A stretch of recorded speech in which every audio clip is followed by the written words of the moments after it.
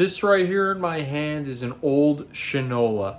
In the watch community, Shinola is not really known for being the greatest, but that doesn't really matter because this right here was my very first watch. In this video, we're gonna go over how to pick your first watch, and yeah, I mean that's pretty much the premise of the video. So let's get started. Again, so this Shinola right here was my very first watch. Haven't worn it in many years. And I actually got this by stealing it from my father. He used to wear this watch almost every single day. It was one of his favorites. And, you know, it's a basic quartz movement watch. It's like $700-800 back in the day. Not a cheap watch, but not expensive either. And it's absolutely massive on my baby wrists. But this watch has a lot of sentimental value to me, and I will never ever get rid of it. And I actually I still have to give it back to my dad. He's been asking for it for like over 10 years.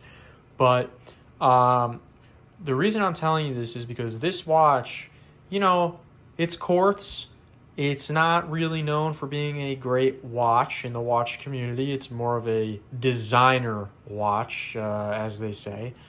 But this is, at the time, what fit me and what I liked. And I still like this watch. It has a lot of sentimental value.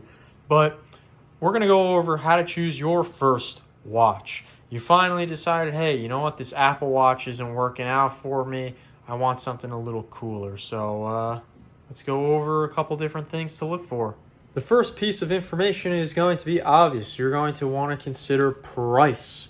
Are you willing to spend a few $100s, or are you willing to spend several thousand, maybe tens of thousands?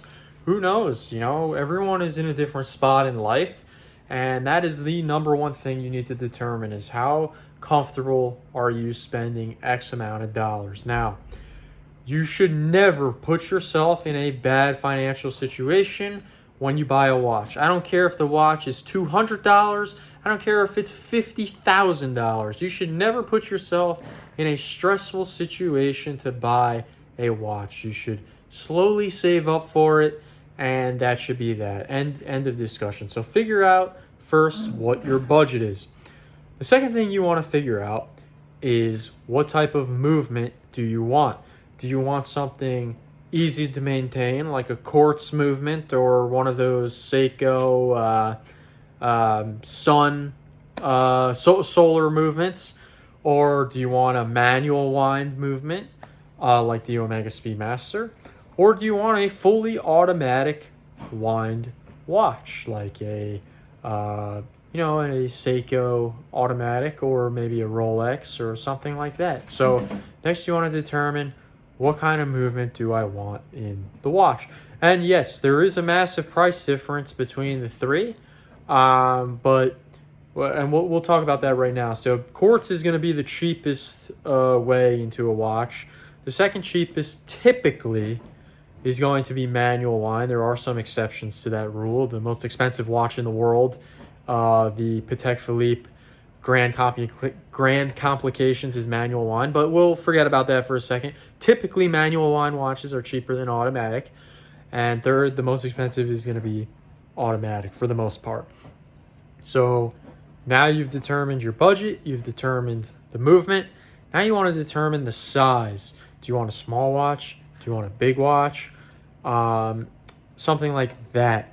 And you really need to go to the store and try on a few different watches to get an idea. Like I said, this right here is over 44 millimeters.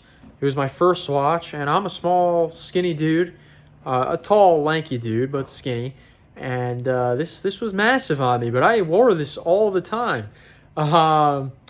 And it wasn't until I got my second watch when I realized, holy cow, this watch is massive. So determine the size, go to the store, try on a bunch of different sizes. It doesn't have to be the watch that you want, but just go try something on. The third thing you want to figure out is, or fourth thing, whatever we're on, is the complications of the watch. Again, do you want something with a chronograph movement, which is a timer? Do you want a dive watch? Do you want a pilot's watch? Do you want something with a power reserve? Do you want to be able to tell the day? Do you want to be able to tell the date?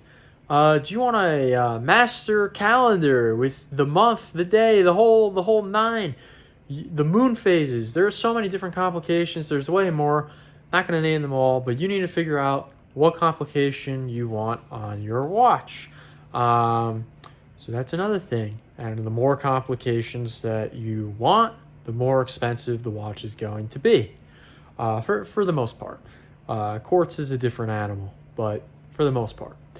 And anyway, then what you want to do after you have all those things decided is you want to figure out, okay, what are the top watches that have everything I want in that price range, in that with the complications that I want, whatever it may be. You want to figure it out and just go online and say, okay, here's my price range, this is what I want.